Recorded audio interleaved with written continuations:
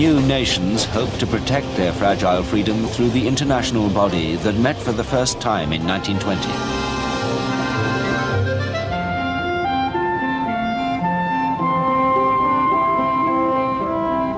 The League of Nations held its first meeting in a Swiss hotel. Its supporters shared an optimistic belief that a new era of international relations was beginning.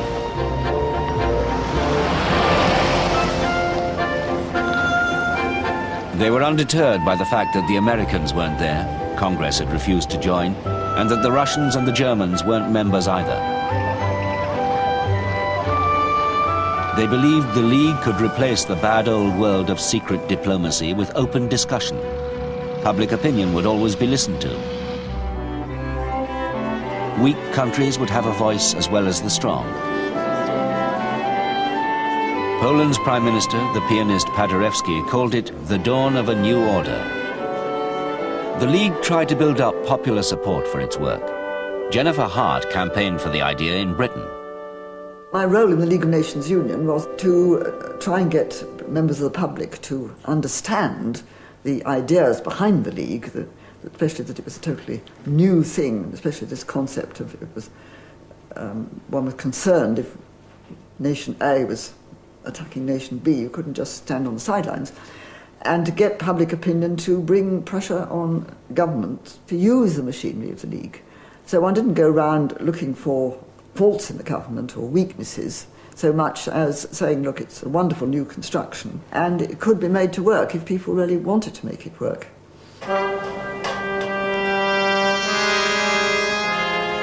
Many saw the first priority as disarmament. If the League could only get nations to agree to reduce their weapons, then the threat of war would be removed. Germany was almost completely disarmed in the early 1920s as a condition of Versailles.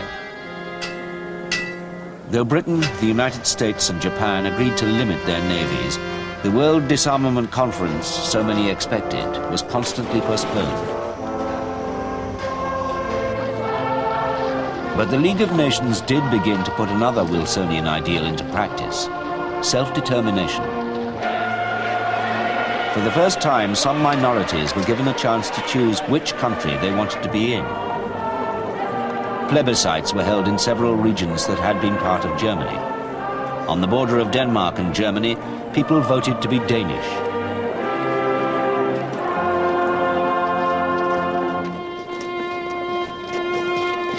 But for each winner, there were losers. Each result created a new wave of refugees. Though they'd won their plebiscite, German speakers on part of the new Polish-German border were driven from their homes, and the Poles took the territory anyway.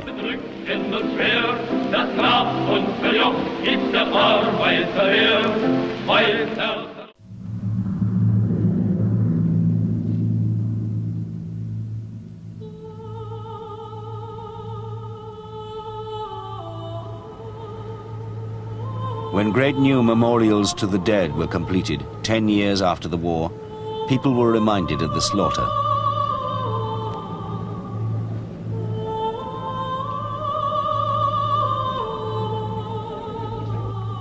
A stream of visitors made the pilgrimage to the recent battlefields in France and Belgium to see the trenches where a generation had fallen. The war still haunted the minds of those who had fought in it. The dreams were, some of them were pretty horrible. Sometimes you dreamt about getting through the barbed wire, and sometimes you dreamt about seeing Germans approaching with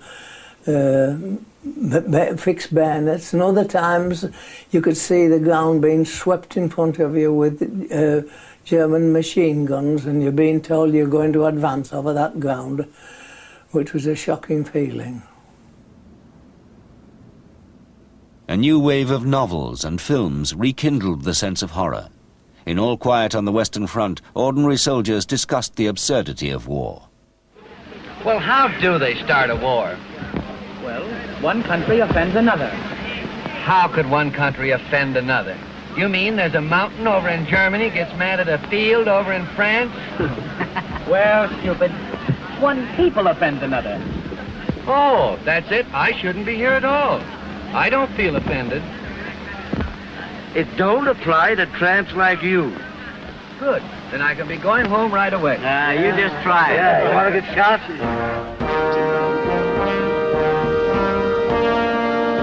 The anti-war films increased public impatience for disarmament.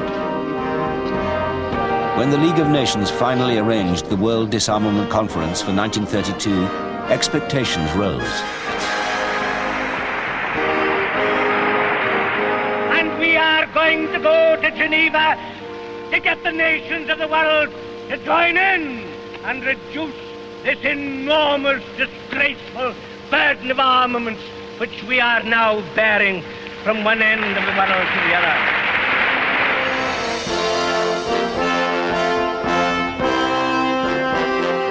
In Geneva, the conference took delivery of mass petitions collected from around the world. The millions of signatures were designed to put pressure on governments and show how people expected them to banish war. I went to one of the opening sessions of the conference when people came from all over the world petitioning for disarmament, and it was meant to be a tremendous moment. We all had great hopes that there really was going to be very substantial disarmament. Australie, 1102-108. Australia, 112,108. And Fiji, The final tally was announced as the conference began. United States of America, 1,135,453, and Hawaii, 130. There are lunatics in every country who really want the attempt to organize peace to be abandoned.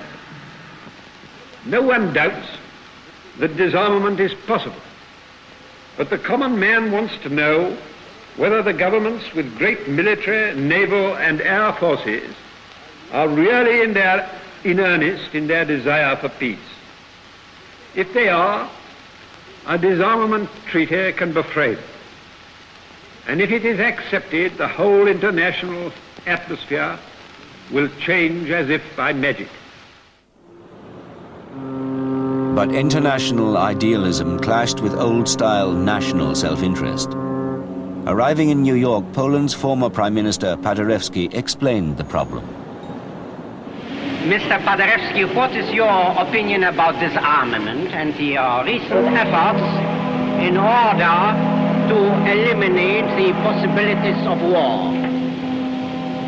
It's a very good intention, very fine idea, but a very difficult task. Everyone expects the other fellow to disarm, but is not ready to disarm himself.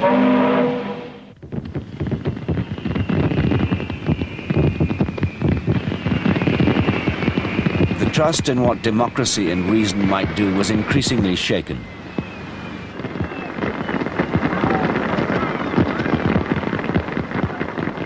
The Germans, still bitter at their treatment, brought a new leader to power, Adolf Hitler.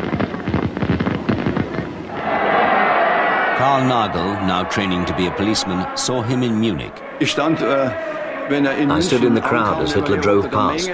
When he saluted us, we hailed him and shouted.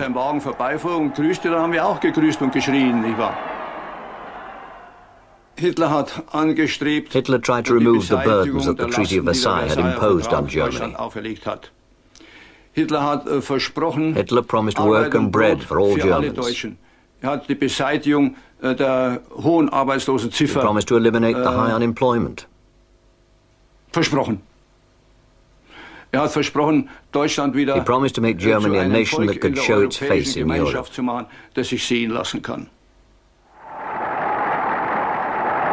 The Italians, also dissatisfied with the peace, were given the same assurances. Mussolini promised them a new Roman Empire.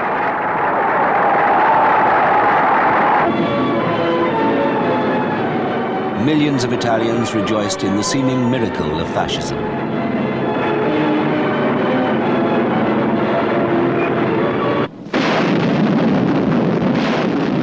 In 1935, Mussolini's forces invaded Ethiopia.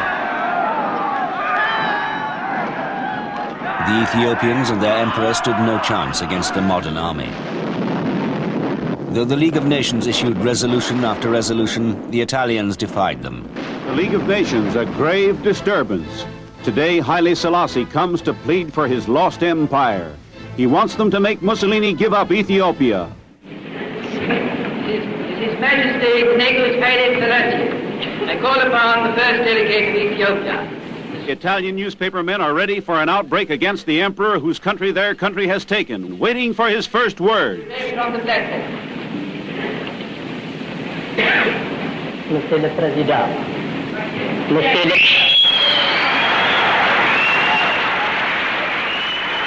Trying to quell the disturbance, lights turned out.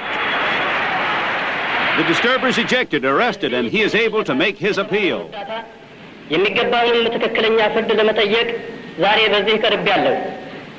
ምክንያቱም ወታደሮቹ ቦምቡ በወደቀ ጊዜ ጋዙን ነፋስ እስኪወስደው ድረስ መበታተኑን ስላወቁበት ነው። But the League lacked the will to help the emperor.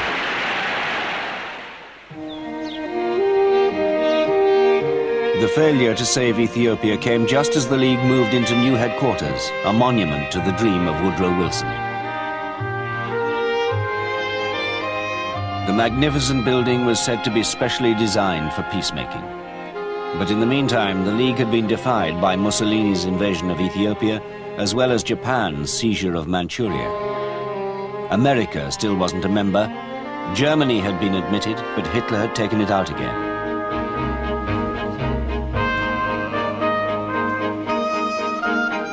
In a League film made to enlist public support, an official listed the backlog of work. Political problems are dealt with by the Council or the Assembly, and for this purpose, the political section prepares the work and executes the decisions. Here are some recent problems. The Sino-Japanese dispute, the Ethiopia-Italy dispute, the Chaco dispute, the Letitia dispute, the problems of Danzig, the settlement of the Assyrians, the Saar plebiscite, and the return of the territory to Germany. With the League's failure to deal with the dictators, the idea of disarmament was dying. At the new home of the League of Nations in Geneva, the chief news is of nations arming. It is announced that Britain will spend more on armaments. Why? Because the whole world is arming. Japan demands parity on the sea with Britain and the United States. She wishes to supplement her great military strength by greater sea power. Germany is building aeroplanes, commercial craft, but perhaps convertible. Her right to rearm is being tacitly recognized. Aeroplanes for Italy, thousands of them lined up in spectacular array. Mussolini has fostered an air force which challenges comparison with the finest in the world. France maintains her military strength, trains artillery, mechanizes her powerful army. France demands security and will not disarm. And Britain, long content with dominance on the sea, contemplates bigger estimates for all three services.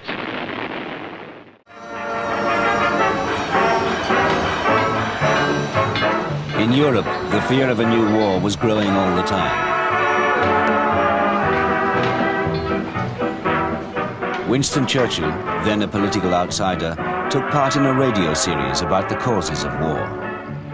I'm afraid that if you look intently at what is moving towards Great Britain, you will see that the only choice open is the old grim choice our forebears had to face, namely, whether we shall submit or whether we shall prepare.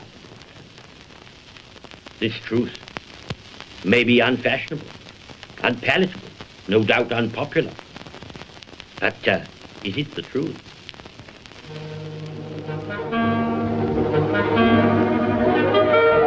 Others still clung on to the ideal of collective security through the League of Nations. They made a film shown in thousands of cinemas.